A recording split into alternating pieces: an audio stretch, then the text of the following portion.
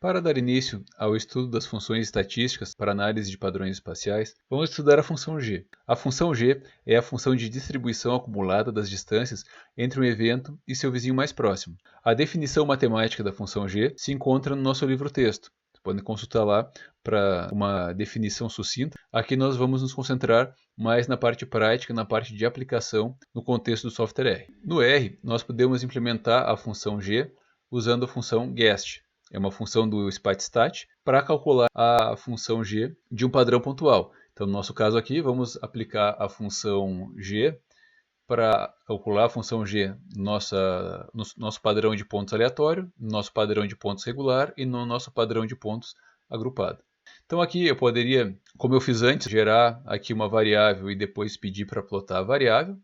Ou eu posso fazer dessa maneira aqui no R. Ao invés de criar uma variável com a função, já colocar aqui direto a função dentro da área de plotagem. Então vamos fazer dessa maneira. Para dar início ao estudo da função g, vamos plotar o gráfico da função g do padrão pontual aleatório. Esse parâmetro aqui define o tamanho do texto da legenda. Então eu alterei aqui, porque como eu alterei minha área de plotagem que está menor no meu computador, então eu deixei um tamanho de texto menor aqui. Vocês podem colocar também esse parâmetro no código de vocês e ir testando de acordo com a tela e a resolução. Só vou aumentar aqui essa área de plotagem para rodar.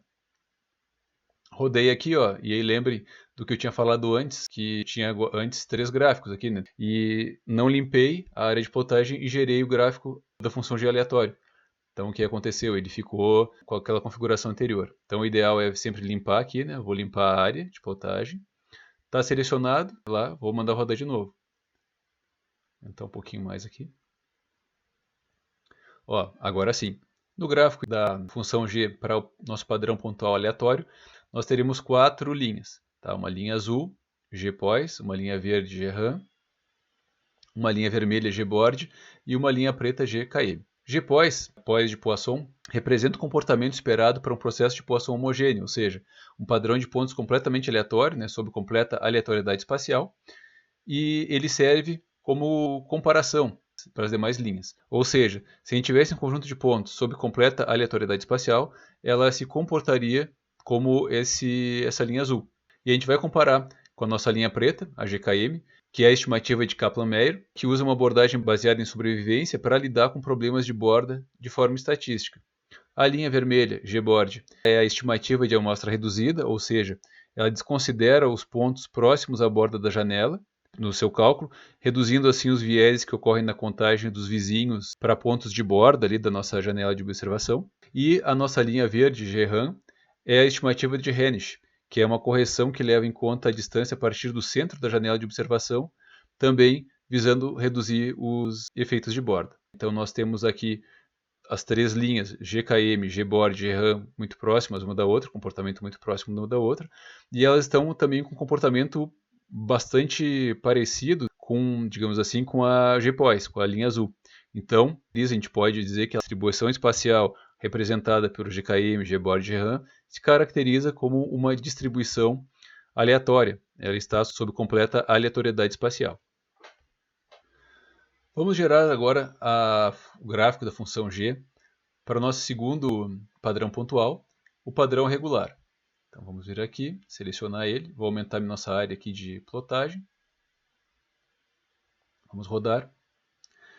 E aqui nós temos então um padrão completamente diferente do anterior. Aqui então no gráfico da função g para o nosso padrão regular, o que nós podemos observar é que de 0 a 2.600 metros o g permanece zero, e a partir daí, a partir de 2.600 metros, nós começamos a ter um valor de g, e sempre bem abaixo da linha gPos, que representa a distribuição pontual sob completa aleatoriedade espacial.